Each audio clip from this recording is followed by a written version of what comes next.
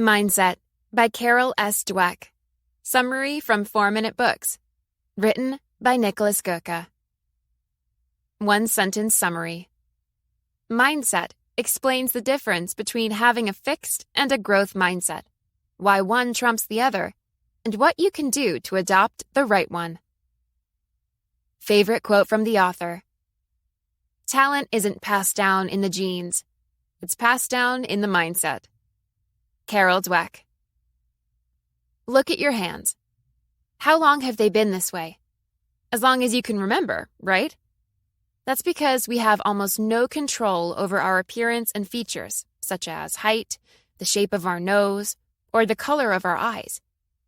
What we do control, however, are our skills and abilities, at least according to the latest research. Carol Dweck is one of those researchers, and in her book, Mindset, she discerns between two attitudes, the fixed mindset and the growth mindset. People with a fixed mindset believe talent is everything. If they're not gifted with the ability to do something, they think they're doomed to be a failure.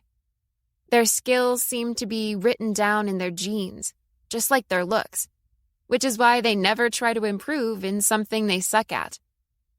To contrast that, people with a growth mindset believe that whatever they want to achieve is theirs for the taking, as long as they work hard for it, dedicate themselves to their goal, and practice as much as they can.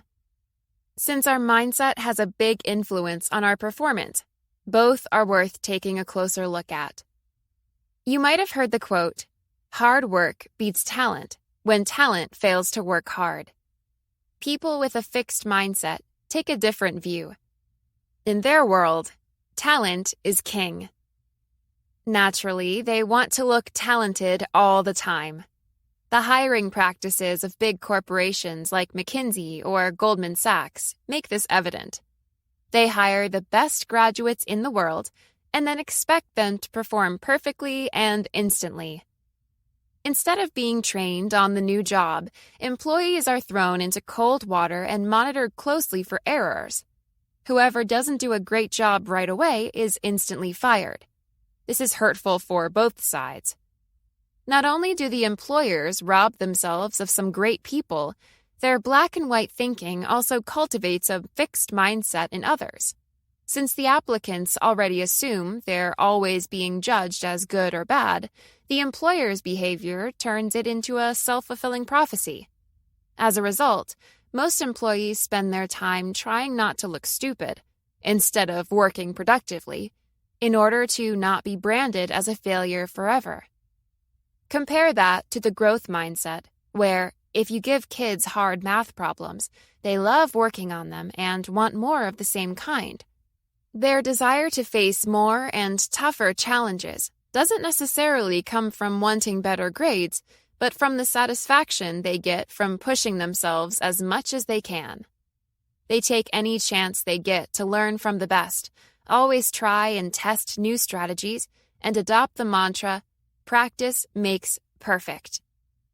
Two famous examples are Lee Iacocca, who ran Chrysler, and Lou Gerstner, former CEO of IBM.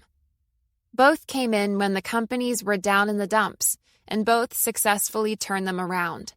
The difference lies in what happened afterwards. Iacocca became complacent.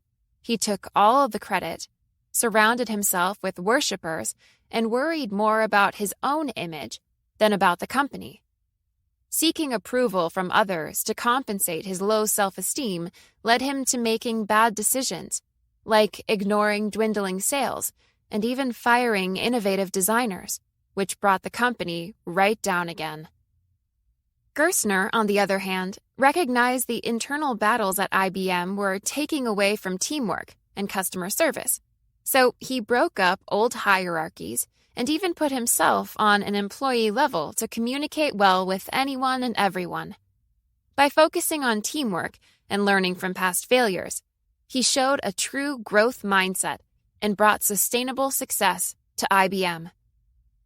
In a similar manner, a furious, fixed mindset golfer might fire his caddy or throw his shoes into the crowd.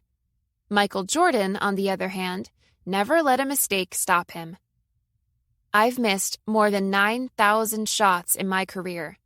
I've lost almost 300 games. 26 times I've been trusted to take the game-winning shot and missed. I've failed over and over and over again in my life, and that is why I succeed. His airness has spoken, and he's become the first billionaire basketball player in history. Trying to avoid difficult situations is characteristic of the fixed mindset, because the longer you spend time working on something, the less of an excuse you have to fail. Had Christopher Reeve, actor of the original Superman movies, adopted this kind of mindset, he probably would have died soon after his riding accident, which paralyzed him from the neck down. Instead, he put up a tremendous fight, became an activist for spinal cord research, and was finally able to move his arms, legs, and even upper body.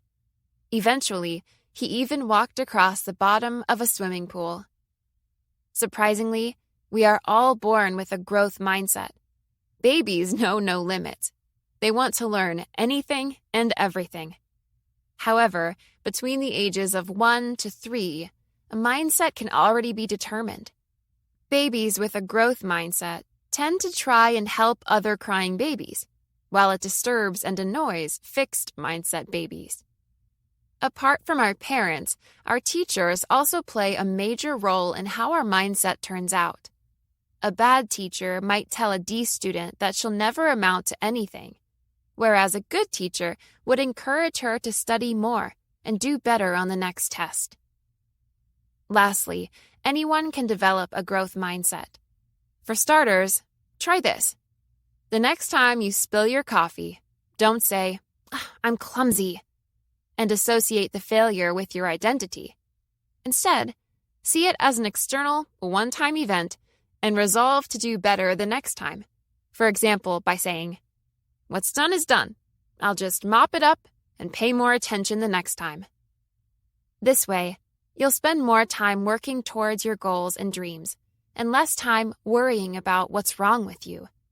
You'll develop a growth mindset soon, and be well on your way to reaching your full potential. Hey, this is Nick, the founder of 4-Minute Books, and I want to thank you so much for watching our video. Leave a like if you enjoyed and subscribe to the channel for more. You can also visit us at 4minutebooks.com for hundreds of free book summaries, each of which will make you smarter in 4 minutes or less. Thanks again, and always keep learning.